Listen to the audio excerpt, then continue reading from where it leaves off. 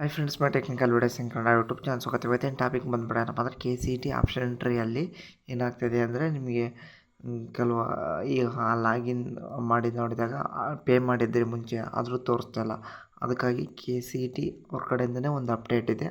ಹಾಗಾಗಿ ಇಲ್ಲಿ ನೋಡ್ಬೋದು, ಇಲ್ಲಿ ಇವ್ರು ಏನು ಹೇಳ್ತಿದ್ದಾರೆ ಅಂದರೆ ಅವ್ರ ಕಡೆಯಿಂದ ಟೆಕ್ನಿಕಲ್ ಇಶ್ಯೂ ಇದೆ, ಹಾಗಾಗಿ ಈ ಥರ ಆಗ್ತಾಯಿದೆ.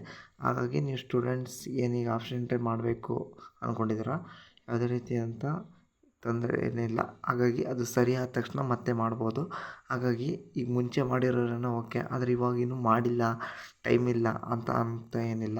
ನಿಮಗೆ ಟೈಮ್ ಕೊಡ್ತಾರೆ, ಟೈಮ್ ಕೊಡೋ ಚಾನ್ಸಸ್ ಇದೆ. ಮತ್ತು ಹಾಗಾಗಿ ನೀವೇನು ಮಾಡಬೇಕಪ್ಪ ಅಂದರೆ ಇವಾಗಲೇ ಮುಂಚೆನೇ ನೀವು ಲೀಸ್ಟ್ ಔಟ್ ಮಾಡ್ಕೊಂಡು ಹಿಡ್ಕೊಂಡ್ರೆ ಕಾಲೇಜಸ್ ಯಾವ್ಯಾವ ಬೇಕು ಅಂತ ಅಪ್ಲೈ ಮಾಡುವಾಗ ಈಸಿಯಾಗಿ ಹಾಕ್ಬೋದು.